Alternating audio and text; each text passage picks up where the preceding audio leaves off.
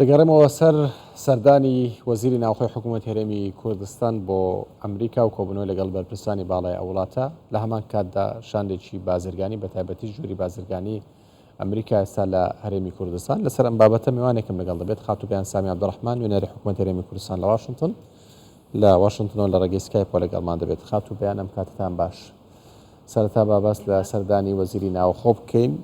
کۆبوونەوەکانی وەزیری ناوخۆ لەگەڵ بەرپرسانی ئەمریکا چی بووە، باسییان لە چی کردووە؟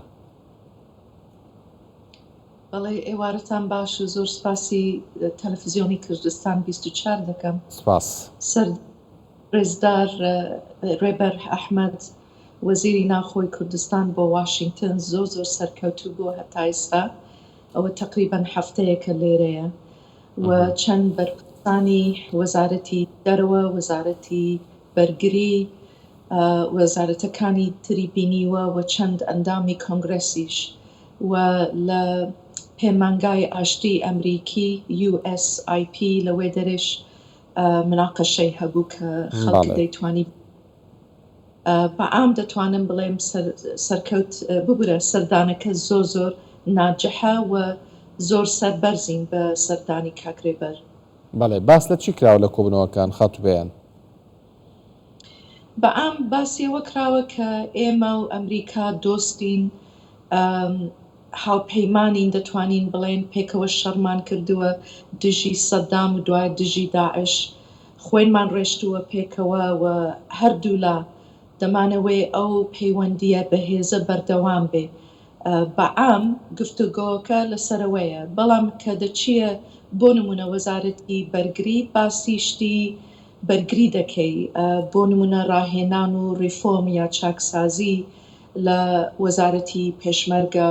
و یارمەتیدانی ئەمریکا بۆ هێزەکانی پێشمەرگە کە دەچینە وەزارەتی دەرەوە کە چەند بەشی هەیە، بەشی سیاسی هەیە، بەشی ئابووری هەیە، بۆ نمونە کە دەچین ئەو بەشانەی جیاواز لە وەزارەتی دەرەوە باسی شتی جیاواز دەکەین. بۆ نمونە باسی ئەوەمان کردووە کە کوردستان شوێنێکی پێکەوە ژیانە و دەبێ بپارێزرێ، ئەوە بۆ بەرژەوەندی حتمما کوردستانە، بەڵام بەرژەوەندی ئەمریکاشی تێدایە. بۆ نمونە ئەمریکیەکان زۆر جار بە ئێمە دەڵێن کە ئەوان دەیانەوێ عێراق وەک وڵاتێکی بەهێز و سربەخۆ بێ و پێدا بێ هەرێمی کوردستان هەرێمێکی سەقامگیر و بەهێز. کاکرێبەریش لەسەر ئەو بابەتە قسە دەکات، چۆن کوردستان بەهێز بمینێ. ئایا هاوکاریەکانیان بۆ هەرێمی کوردستان بەردەوامە بن، هاوکاریەکانی ئەمریکا؟ بەڵێ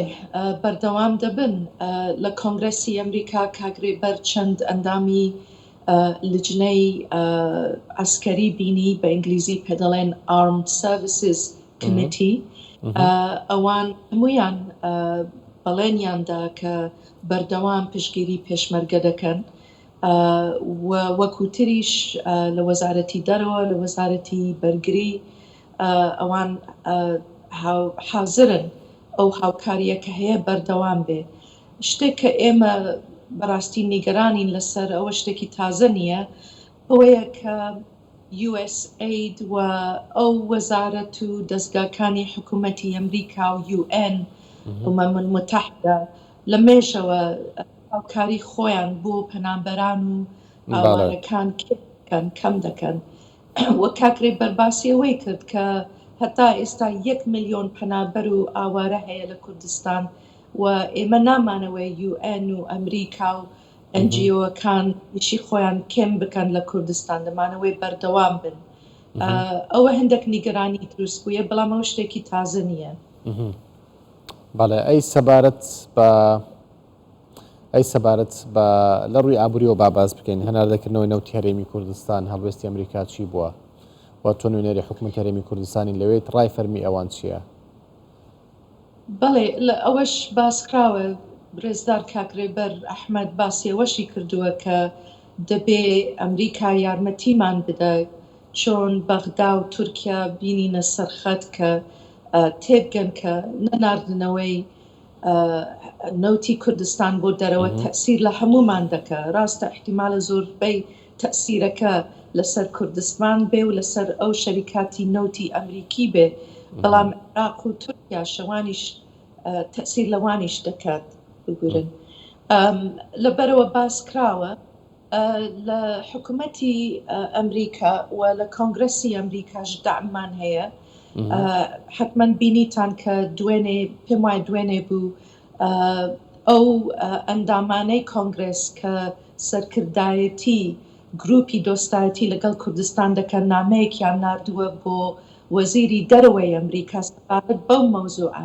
داوایان کردووە کە ئەمریکا بەردەوام گفتوگۆ بکە لەگەڵ ئەنقەرە و بەغدا کە دەبێ نەوتی کوردستان بچێتە دەرێ کاتە ڕای فەرمی ئەوان چییە خاتو بەیان ئەوانش لەگەڵ دەست پێ بکاتەوە بەڵێ بەڵێ ببورن ئەوە یەکێکە هەر تەلەفۆنم دەکە لە سکایپ لەبەرەوە دەستم بەر دەکەن عەفوکە کێشەنیە بەڵێ بە فەرمی حکوومەتی ئەمریکا کۆچکی سپی و وەزارەتی دەرەوەی ئەمریکا هەردوویان وا دەڵێن کە ئەوانیش لەگەڵ ئێمەن دەبێ نەوتی کوردستان بچێتە دەرێ دەبێ حەلێک پەیدا بکەن و زۆر محاولەشیان کردووە وەزارەتی دەرەوە بە تایبەتی و ئامۆس هۆکستین کە ناردەی تایبەتی سەرۆک بایدنە بۆ کاروباری نەوت و شتی نێودەوڵەتی ئابووری ئەوان زۆر محاولە کردووە بەڵام ئەو ئەندامانەی کۆنگرس کە نامەیان ناردوێنێ داوایان کردووە کە حکوومەتی ئەمریکا سست نەبێ لەسەر ئەو هاوکاری لەسەر ئەو مناقشانە بەردەوام بن و هەر بەهێز بمینن و لەسەر قەت بن لەسەر ئەو مەوزوعە زۆر باشە شاندێکی ژووری بازرگانی ئەمریکیش هاتوونەتە هەرێمی کوردستان بە تایبەتیەوان لە بواری کشتتوکاڵایانەوەی هاوکاری هەرێمی کوردستان بدەن با بڵێن هاتنی وەبەرهێنەری ئەمریکی بۆ هەرێمی کوردستان تا چەند لە ڕووی سیاسیەوە بۆ هەرێمی کوردستان گرینگە کە ئەمریکا لە ڕووی سیاسیەوە زیاتر پشتگیری لە هەرێمی کوردستان بکە لە ڕووی ئەمنیەوە زیاتر پشتگیری هەرێمی کوردستان بکات چونکە کۆمپانیەکانی ئەوان لە هەرێمی کوردستان دەبن ببوورە بەڵێ بزەبێتەوەیە چەند زۆرتر شەریکاتی ئەمریکی لە کوردستان بن مەبەست ئەوەیە کە ئەمریکا وڵاتی ئەمریکا زۆرتر ئیستثماری کردووە لە کوردستان و ئەوەش دەعمێک بە ئینگلیزی دەڵێن commercial diplomacy یعنی دیپلۆماسی لە بواری تجارەت چەند بواری دیپلۆماسی هەیە ئی ئابووری ئی سیاسی بەرگری و ئی بازرگانیش بۆیە بۆ ئێمە زۆر گرنگە کە ئەو گروپانەی بزنس بۆ نمونە ژووری بازرگانی ئەمریکی پێش تقریبەن مانگێک ئەنجومەنی بزنسی کوردستان و ئەمریکا لە ئەوانیش لە کوردستان بوون سەردانی ئەوان زۆر گرنگە ئەوانیش تقریبەن دەبنە سەفیری ئێمە کە دەگەڕێنەوە ئەمریکا بۆ حکوومەتی خۆیان خەڵکی خۆیان بزنسمانی تریش باسی ئەوە دەکەن کە کوردستان شوێنێکی ئاشتی و سەقامگیریە و خەڵکی کوردستان دەیانەوێ شەریکەتی ئەمریکی ئیستیسمار بکەن لە کوردستان باش ئەمریکا خواستی ئەوەی هەیە کە وەبەرهێنەری یاخود وەبەرهێنانی زیاتر لە هەرێمی کوردستان بکە ئەوانەی ئەمڕۆ کە بۆ نمونە میوانی ئێمەش بوون لە کوردستان بیسوار زیاتر باسییان لە کەرتی کشتتوکاڵە کرد لە بوارەکانی دیکە شادێن لە هەرێمی کوردستانە کار بکەن وەبەرهێنان بکەن بەڵێ ئەو گروپە لەبەر کشتتوکاڵ هاتنە کوردستان لەبەر پێش 4 ساڵ لە بدایەتی کابینەی نۆ ڕێزدار سەرۆکی حکوومەت لە وەختەدا پەیامێکی گەیاند کە بۆ کابینەی نۆ بواری کشتتوکاڵ دەبێتە یەکێک لە بوارەکانی سەرەکی لە وەخت بازرگانی لە بیریان نەچوویە و ئێمەش وەک نوێنەرایەتی لێرە پەیامی سەرۆکی حکوومەتمان گەیاندووە پەیامی حکوومەتی هەرێممان گەیاندووە لەبەرەوەیە کە ئەوان تەرکیزیان کردووە لە کشتتوکاڵ بەڵام شەریکاتی تر هەیە لە بواری تەکنۆلۆژی لە بواری ئاوادانکردنەوە نەوت و غاز لە بواری پەروەردە تەندروستی زۆر شەریکاتی تر هەیە کە ئیستیسماریان کردووە پێشتا و دەیانەوێت دووبارە ئیستیسمار بکەن و یا شەریکاتی تازە هەنە کە دەیانەوێت سەردانی کوردستان بکەن و هیوادارن لە ئایندە ئیسیسمار بکەن. ئەو کۆمپانیانە لە چ بوارێکن زیاتر کە یانەوێ بێن لە هەرێمی کوردستان ئیسیسمار بکەن؟ بۆ نمونە لە مانگی 5 ئەنجومەنی بزنسی کوردستان و ئەمریکا ئەوان سەردانی کوردستانیان کردبوو. لەو شاندەدا شەریکاتی نەوت و غاز تێدا هەبوو، شەریکەی خواردنەوە و شتیوا بۆ نمونە پێپسی کۆک و شتیوا مەبەستم ئەو شتانەیە. لە بوارەکانی تر بۆ نمونە شەریکەیەک تێدا هەبوو کە ئاوادانکردنەوە دەکا بۆ نمونە ماڵ و هوتێل و شتیوا، یعنی شەریکاتی جیاواز لەو شاندەدا بوون و ئەوانیش حازرن ئیسیسمار بکەن لە کوردستان، یا ئەگەر پێشتر ئیسیسماریان کردبێ دەیانەوەی دووبارە ئیسیسمار بکەن. بەڵێ سوپاس بۆ بەیان سامی عەبدوڕەحمان، نوێنەری حکوومەت هەرێمی کوردستان لە واشنگتن کە لە ڕێگەی سکایپەوە لە واشنگتنەوە لەگەڵمان بووی.